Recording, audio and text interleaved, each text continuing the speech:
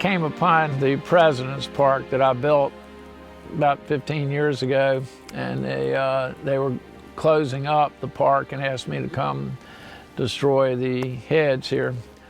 So I decided I'd move them to the farm, and that took several days and a little bit of experimentation, and we got them up here and lined them all up, cleaned a few of them up. All of a sudden they become a photographer's dream. They love to just come out here at night in the snow and rain, sleet, hail, and shoot pictures of them.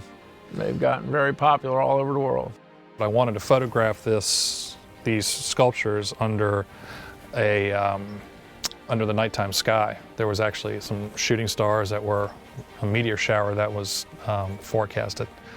So I approached him about it, and Howard allowed me to do it, so that's how I found out about it. And soon thereafter, I convinced him that, you know, why don't we not keep it privatized and see if we can't open the property up for tours for the general public, albeit only a few times a year, and he allowed us to do so. We've done probably 3 or 4 band shoots out here. Ozzy Osbourne came out here once. He was unusual.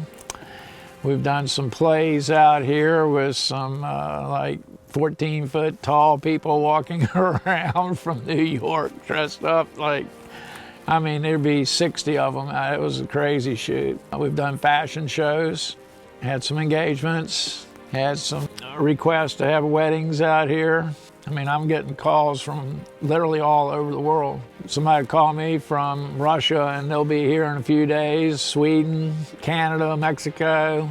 I mean, it goes on and on, all the requests. People love places that are abandoned and bizarre and unique, particularly when they're local and historical. Our demographic is very diverse. It's anyone between 8 and 88. For me, it's every time I come out here, I have a whole new group of photographers, and they've never been out here. They're seeing it for the first time, and they're trying to figure out how we're going to shoot these statues in the dark. And then I start doing my magic, and they're all like, wow, that's amazing, that's crazy. And you know, they just never can imagine they're going to get these shots of these statues in the dark. So that's what keeps me coming back here. It's weird. It's like I've been out here so many times. It's just like, it's like coming back to old friends. I've actually got the plans drawn up now for a walking park, a museum, music festival parks. And I've been designing this place for walking trails and different activities for years.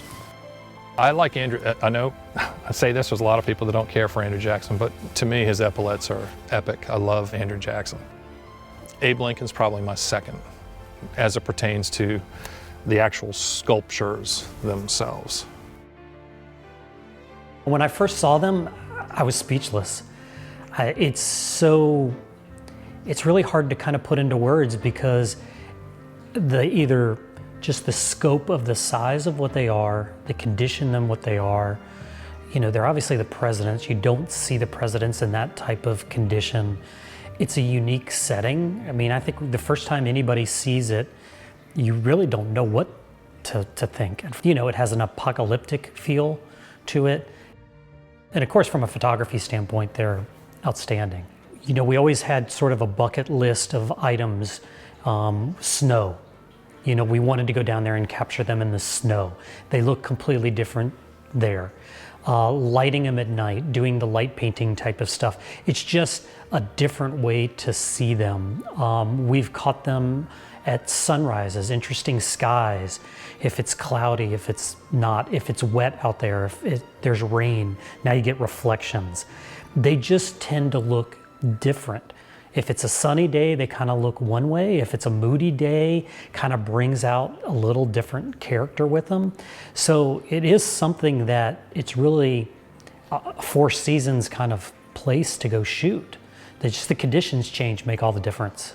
I've never really had somebody that said, this isn't as cool as what I thought it was going to be. This place has become iconic. It's Americana, it's bizarre.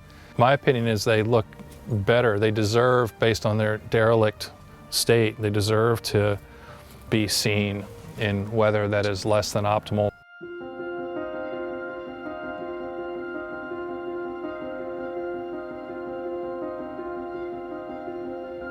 they're a work of art, I couldn't see crushing them. They'd spent a lot of money transporting them and building the first park. Put them here in hopes of opening a new park or some sort of walking path or attraction for them. Maybe a museum with them.